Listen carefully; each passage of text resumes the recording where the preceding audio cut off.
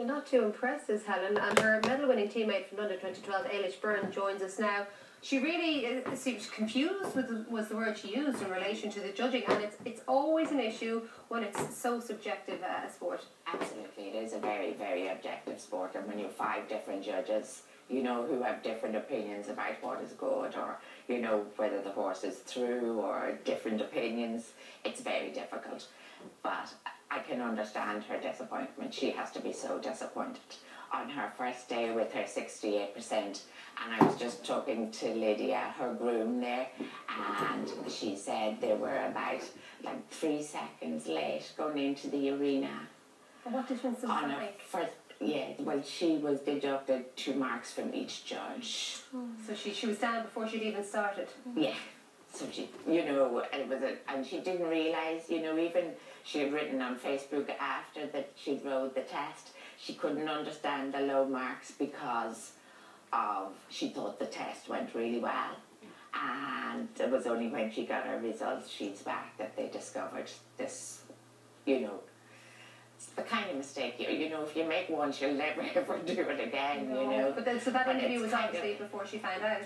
No, this was her individual today. Yeah, okay. So, it's still well down. I mean, I know she has a degenerative condition, so obviously her condition is worsening as the years goes on, so she's not the same athlete she was in London 4 years ago.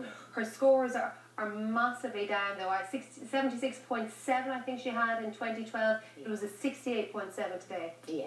Well, having spoken to Lydia now, and obviously she is disappointed and kind of confused over where the marks are coming from, or what is she not doing correctly, or what has to change.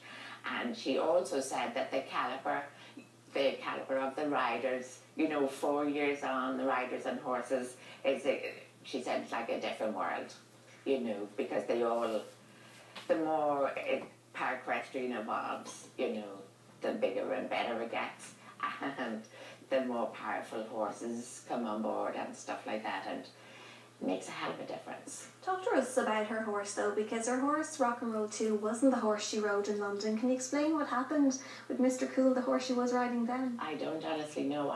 From what I understand, the horse actually injured himself out in the field, and he would have had to be, I think, on box rest for a long time, and they really thought that, you know, he wasn't going to come right.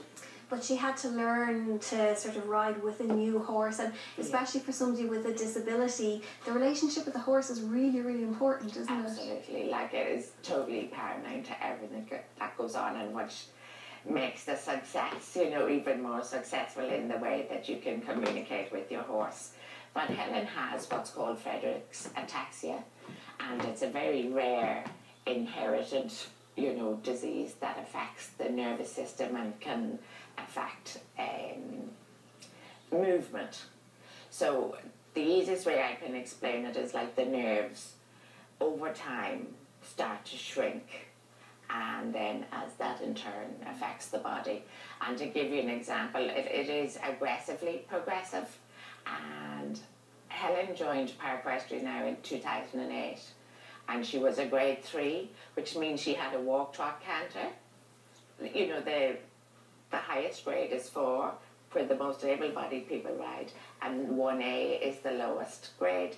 And within 2 years, having been reclassified, she went straight from a 3 to a 1A, where it's a walk-only test. So that kind of gives you you know, how aggressive it can be. And it's very unfortunate, and it just gets worse over time. And gosh, I mean, it's not a nice situation. Her sister... Even to get there, 4 years later, it sounds like it's just a great achievement even to get that far. And her sister, Brona, has been diagnosed with it as well. And we were all saying after London, you know, we weren't really expecting, we thought London was going to be it for Helen. And so to carry on and do what she's done, you know, pure dogged determination, you know, and stubbornness. And she really believes, you know, that the horses are keeping her active, you know, and the more active she can stay, you know, she can push off the progression, you know, of the disease. But of course, the likes of her, the likes of you, claiming medals along the way, it must mean there's a good future in the sport in Ireland. You're involved in it. Absolutely think so. I now coach the development squad for Paraquestrian, and we're hosting an open day in Abbottstown on Sunday. Abbottstown is in the grounds of the National Aquatic Centre, just off Snugburgh Road, and we're going to showcase some of the training of the development squad. And we would just love people to come along and meet the riders and meet the horses and potentially become stars of future Paralympic Games. Absolutely.